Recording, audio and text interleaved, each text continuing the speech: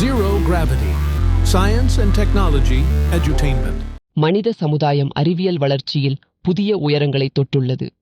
தொலைதூர இடங்களை கண்காணிக்க இயலாத காலத்திலிருந்து இப்போது பூமிக்கு பல லட்சம் கிலோமீட்டர் தூரத்தில் உள்ள கிரகங்களைப் பற்றிய தகவல்களை அறிந்து கொள்ளும் நிலையை எட்டியுள்ளோம்.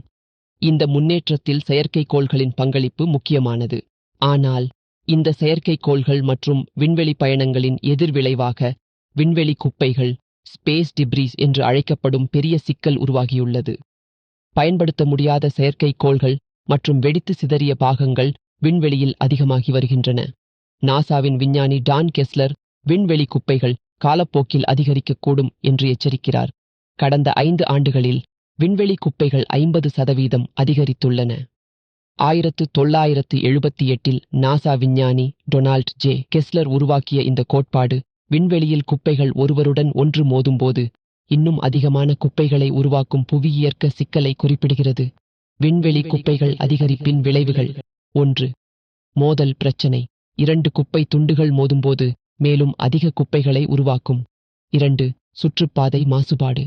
புதிய செயற்கைக்கோள்கள் மற்றும் விண்வெளி பயணங்களை மேற்கொள்வது கடினமாகும். 3. நீண்ட கால விளைவுகள். தகவல் தொடர்பு, வழி செலுத்தல் மற்றும் வானிலை முன்னறிவிப்பு போன்ற சேவைகள் பாதிக்கப்படலாம். நாசாவின் தடுப்பு முயற்சிகள். நாசா சர்வதேச நாடுகளுடன் இணைந்து கிளீன் ஸ்பேஸ் என்ற திட்டத்தின் கீழ் குப்பைகள் உருவாவதை தடுக்கும் மற்றும் உள்ளதை அகற்றும் வழிகளை ஆராய்கிறது. பொருளாதார விளைவுகள். 1. பில்லியன் கணக்கான டாலர் இழப்புகள். செயற்கைக்கோள்களின் சேதத்தால் தொலைத்தொடர்பு, வழி செலுத்தல் மற்றும் வானிலை சேவைகள் பாதிக்கப்படும். 2. செலவீன உயர்வு.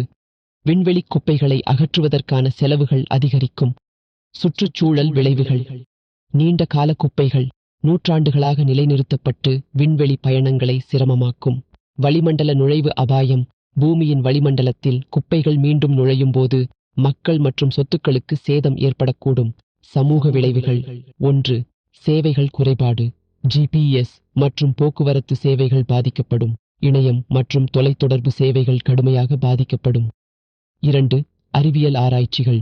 பூமி கண்காணிப்பு, விண்வெளி ஆய்வுகள் மற்றும் வானியல் ஆராய்ச்சிகளில் இடையூறாக இருக்கும். கெஸ்லர் சிண்ட்ரோம் மற்றும் விண்வெளி குப்பைகள் குறித்து அறிவியல் சமூகமும் உலக நாடுகளும் கவனம் செலுத்த வேண்டும்.